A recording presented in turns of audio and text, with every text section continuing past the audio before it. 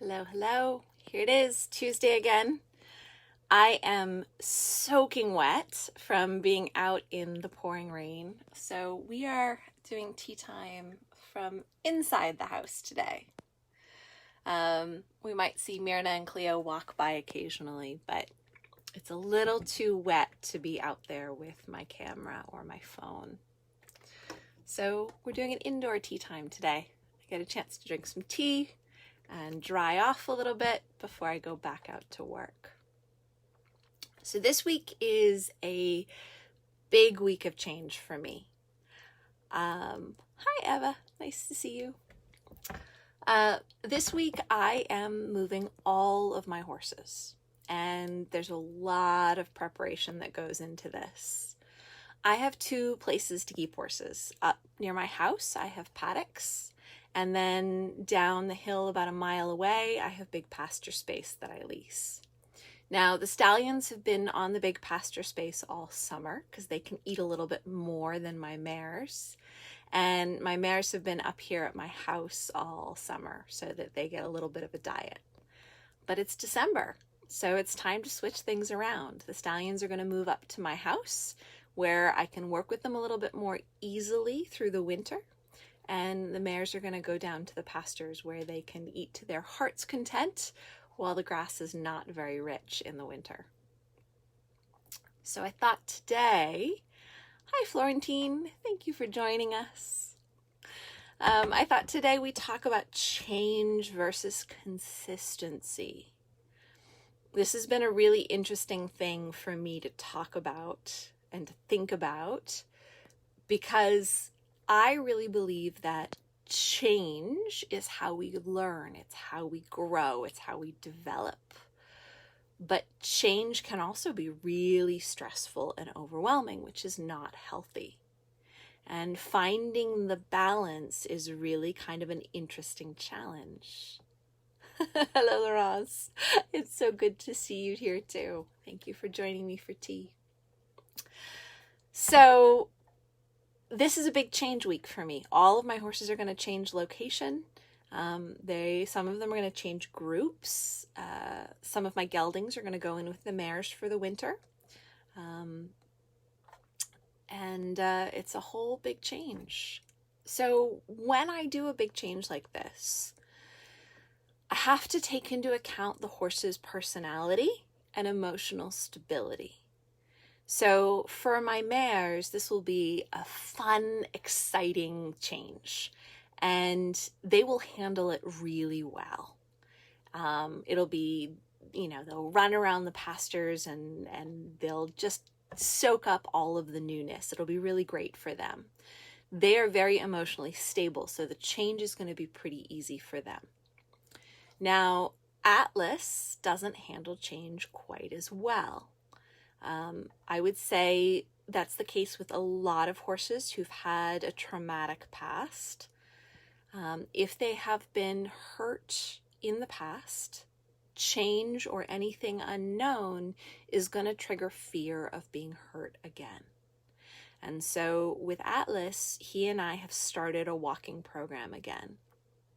Now, for the last month or so, I haven't walked Atlas at all. He's been 100% stable. He's been very easy to work with, very relaxed. Everything I offer him is accepted really with a clear mind. We're able to communicate really well. And so Atlas has not needed a lot of extra exercise to settle his emotions. But I know the change from the summer pastures to the winter paddocks is going to be a big challenge for him. And so he and I have started a walking program before we make the change. Now, we're going to see if I started it soon enough.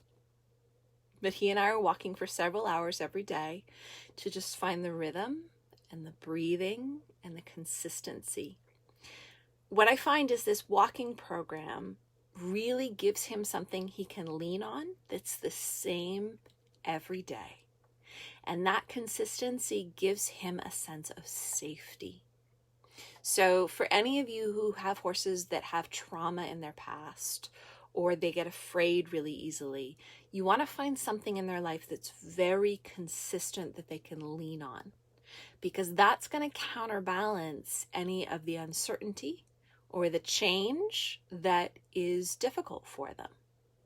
Now, if you have a horse that's very calm, confident, happy, you add change and it's just fun. It's like going to a party. Excuse me. I have to drink my tea.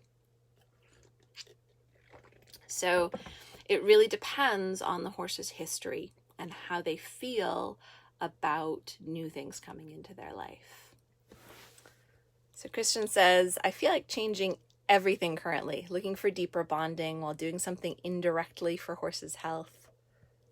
Before I did things for 5 months actively, which took too much from my bank account.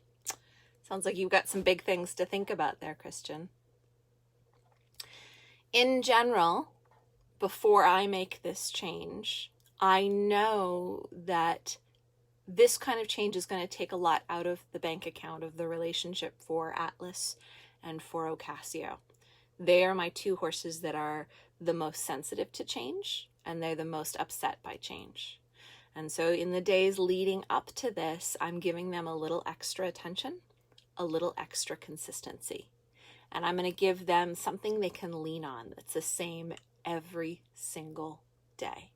And we'll do it in the days leading up to the change, and then we'll do it in the days after the change until they feel emotionally stable. Myrna and Cleo and Ari and Ram, we're just going to throw the change at them and they're going to go, whoa, that was fun.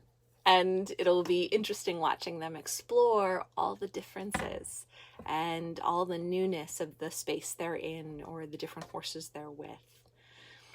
So I thought I would just present that, if you are making changes in your barn or you're making changes in your living situation, you might want to try and assess, what kind of horse do I have? Do I have the kind of horse that's going to take change as a wonderful, exciting learning opportunity that adds richness to their life? Or is it a type of horse that sees change as threatening, as potentially frightening? Any of those that are threatened by change, you just have to take them at the place they're at in their emotional development. Give them something to lean on. And yay, Julie, you're here. I know it's funny. You know that I'm here every Tuesday at the same time, but work schedules are not always conducive to meeting up at this time. So yeah, it's a simple thought, but it's occupying a lot of my brain right now. Atlas and Ocasio are taking my time so that I really give them something consistent. And then the others, I'm just looking forward to watching the joy that they have as they explore their new spaces. I think they're going to be excited to have this change, be in this new place, do this new thing. So those are my thoughts today. I think I'm going to keep this tea time pretty short because I have a lot of work to do. I've got gravel to move and water troughs to clean and all of the fun things you do when you're getting a space ready for a new bunch of horses. Christian says, I was consistent in a different way so that my pony knew, oh, well, no, I don't like this anymore. Miss something to lean on in a positive way. Yeah. That's a really, really good point, Christian, that you want to give them something to lean on in a positive way. So, one place this comes up is feeding times. Some people feed at the same time of day every single day. Other people vary that time of day. I personally really like to vary it. If I'm feeding a horse, I like to feed at different times of day. So it's a learning opportunity. They get to stretch their brain around the changes. But if I were feeding a horse that had a huge amount of trauma, I would probably become more consistent to give them something really good to look forward to, that they could lean on, that is stabilizing in their life. Now, I don't really feed my horses that much anyway. They have hay available all the time.